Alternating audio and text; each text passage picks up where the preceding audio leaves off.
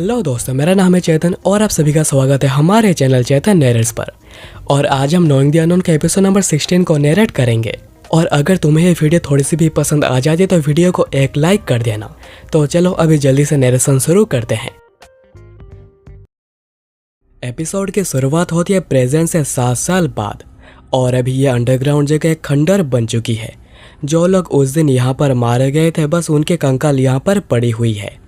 और फिर scene focus करता है उसी जगह पर जहाँ पर पियोवल को फेंका गया था, जहाँ पर कई लाख सांप थे। पर अभी यहाँ पर कोई भी सांप दिखाई नहीं दे रहा, बस पियोवल ही अंदर बैठा हुआ है। तभी एक सांप पियोवल के पास आने लगता है उसे काटने, पर पियोवल उसे ही कच्चा चबा जाता है।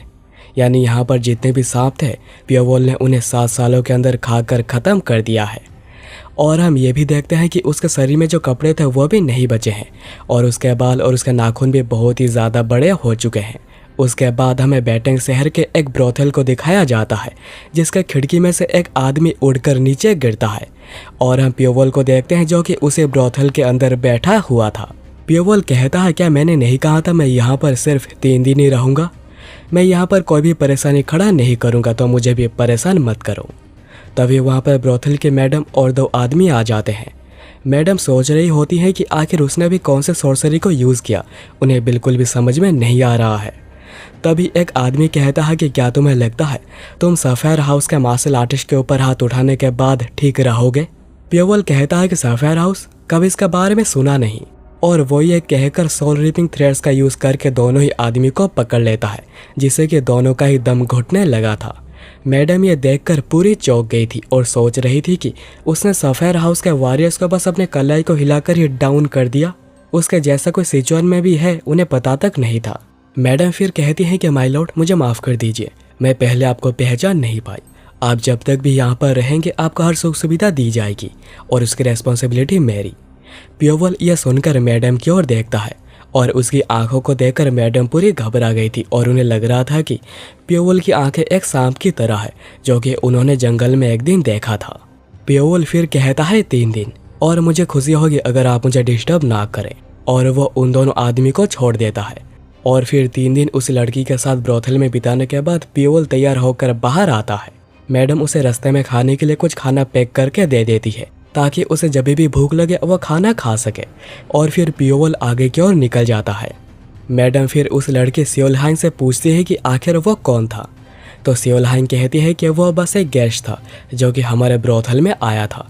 मैडम फिर कहती है कि वो अपने सामने आए ग्रिम रीपर को पहचान नहीं पाई है। लगता है कि जियांगू में एक नया डेथ स्टार अपियर हो गया है। उसके बाद पियोवल आगे बढ़ ही रहा होता है कि ज़ोरदार बारिश आ जाती है, इसलिए वो पास के ही एक टूटे हुए घर में जाकर रुकता है बारिश ख़त्म होने तक। पियोवल बैठकर सोच रहा था कि बाहर की दुनिया सच में काफ़ी खूबसूरत है। अभी पूरे 7 साल बीत चुके हैं उस दिन को, पर मैं अभी भी मेरे पास्ट के एक दिन को भी भुला नहीं पाया हूँ। पर अगर मैं पास्ट को भुला नहीं पाया तो मैं कभी आगे नहीं बढ़ पाऊँगा। और अगर मैं अभी चेंगडू जाता हूँ तो मैं किंगचेंग और एमी सेट के बारे में बहुत सारी जानकारियाँ हासिल कर पाऊँगा। तभी हम 3 लोगों को देखते हैं जो कि बारिश से बचने के लिए उसकी ओर ही भागकर आ रहे थे, जिनमें से एक लड़की है और 2 लड़के हैं जिनका नाम है रांजू, डाउसी एंड ह्यूलसियोंग। तीनों भागकर बारिश से बचने के लिए उसी घर में आते हैं जहाँ पर पियोवल बैठा हुआ था। ह्यो डाउसी के ऊपर बहुत ही ज़्यादा गुस्सा कर रही थी, उसकी वजह से ही उसके कपड़े भीग गए हैं। तो डाउसी कहता है कि आखिर तुम मुझे ब्लेम क्यों कर रही हो, तुम्हारे कपड़े मेरे वजह से थोड़ी भीगे हैं। तो हियो कहती है कि हम लोग इस सिचुएशन में तुम्हारी वजह से ही आ गए हैं, क्योंकि तुम्हें आगे बढ़कर हमें रास्ता दिखा रहे थे और तुम यहाँ पर रास्ता भूल चुके हो। और वहीं पर ह्यूलसियोंग जो कि एक बुद्धिस्ट मॉन्क है वो कहता है कि हे भगवान, आखिर मैंने क्या पाप किया है कि मुझे इन दोनों के साथ ट्रैवल करना पड़ रहा है। तो हियो एंड डाउसी कहते हैं कि तुम्हें क्या लगता है तुम हमसे अलग हो?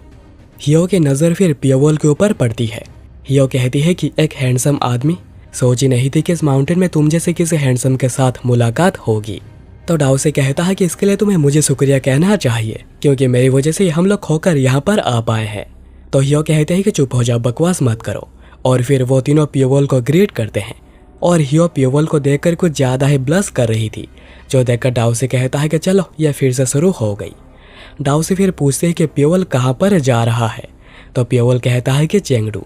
हियो कहती है कि अगर तुम हमारे साथ चलोगे तो यह बहुत ही अच्छा रहेगा और हम तुम्हें काफ़ी अच्छे से ट्रीट भी करेंगे। पियोवल उन्हें देखकर सोच रहा होता है कि इन तीनों का एक ग्रुप बनाकर आगे बढ़ना काफ़ी अजीब लग रहा है, पर वो सभी मास्टर्स है जो कि कहीं भी टीम अप कर सकते हैं। पर वह ह्यो को देखकर सोचता है कि क्या वह इस ग्रुप के सेंट्रल फिगर है, पर ऐसा बिल्कुल भी नहीं लग रहा कि जैसे कि वो कोई लीडर हो, पर लगता है कि कोई पावरफुल ऑर्डर है जिस वजह से ये तीनों एक साथ आगे बढ़ रहे हैं। पियोवल फिर कहता है कि ठीक है, मैं तुम तीनों के साथ ही आगे बढ़ूंगा। फिर वो चारों एक छोटे से बंदरगाह पर पहुंचते हैं जहां पर एक राइस कार्गो शिप लोड हो रही थी।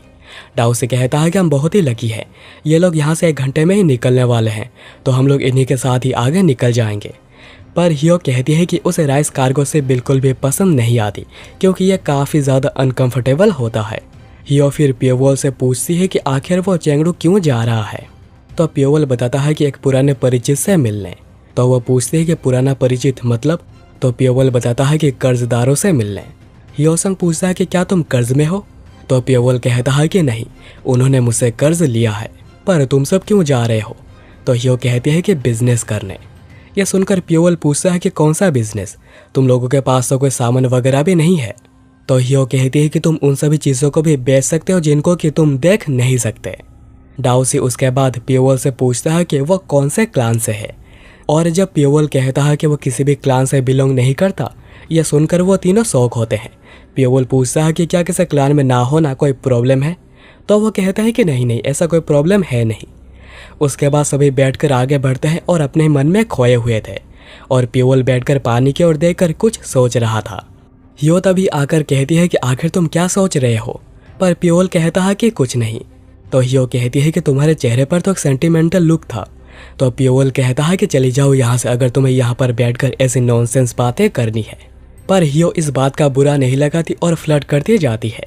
ये देखकर ह्यूसियोंग कहता है कि क्या उन दोनों को ऐसे अकेले छोड़ देना ठीक रहेगा, तो डाउसी कहता है कि क्या तुम्हें लगता है एक ब्लड स्पाइडर एक लड़के के खूबसूरती से खो जाएगी, वो यहाँ पर जो भी कर रही है सोच समझ कर रही है, और वो ये जो क्यूट लड़की होने का नाटक कर रही है इसके पीछे कोई ना कोई तो रीज़न है। पर डाउसी ये भी कहता है कि उसे पियोवल को देखकर बहुत ही सस्पिशियस लग रहा है, और क्योंकि वो ज़्यादा बात नहीं कर रहा, ह्यो को बहुत ही ज़्यादा एफर्ट लगाने पड़ रहे हैं। उसके बाद अचानक ही राइस कार्गो शिप के जो लोग थे अचानक ही पैनिक करने लग जाते हैं, और हम देखते हैं कि उनकी तरफ कुछ पायरेट्स आ रहे थे उन्हें लूटने के लिए, ताकि उनका कुछ दिनों का राशन पानी निकल सके। पर शिप के लोग भी हथियार वगैरह लेकर तैयार हो जाते हैं, पर वो फिर भी डरे हुए थे क्योंकि ऑब्वियसली उनके अगेंस्ट में पायरेट्स है। तभी डाउसी आगे आकर कहता है कि लग रहा है कि तुम लोग यहाँ पर बड़ी मुसीबत में हो, क्या तुम लोगों को हेल्प चाहिए। वो आदमी पूछता है कि आखिर तुम कौन हो, तो डाउसी कहता है कि क्या इससे कोई फर्क पड़ेगा कि आखिर मैं कौन हूँ। और तभी पीछे से ह्यूसंग सीधा जंप करके पायरेट्स के बोट पर पहुंच जाता है, और उसने एंट्री काफ़ी ज़बरदस्त स्टाइल में मारी थी, और वह उन्हीं के ही बोट पर सबके साथ एक साथ ही लड़ता है और उन्हें बुरी तरह पीटता है, जो देखकर सभी लोग पूरे हैरान हो गए थे। डाउसी कहता है कि देखा तुमने, चलो इसके हुए 500 सिल्वर यंग्स। ह्यूसियोंग उसके बाद सभी पायरेट्स को डाउन करने के बाद जंप करके वापस से शिप में आ जाता है। डाउसी उसे कहता है कि तुमने बहुत ही अच्छा काम किया है, पर ह्यूसंग कहता है कि अगली बार ह्यो को भेजना, मैं हर बार ये काम नहीं करूँगा। तो डाउसी कहता है कि क्या तुम्हें लगता है मैं जो भी कहूँगा वो वाइस लीडर सुनेंगी। और ये एपिसोड यहाँ पर ही ख़त्म हो जाती है।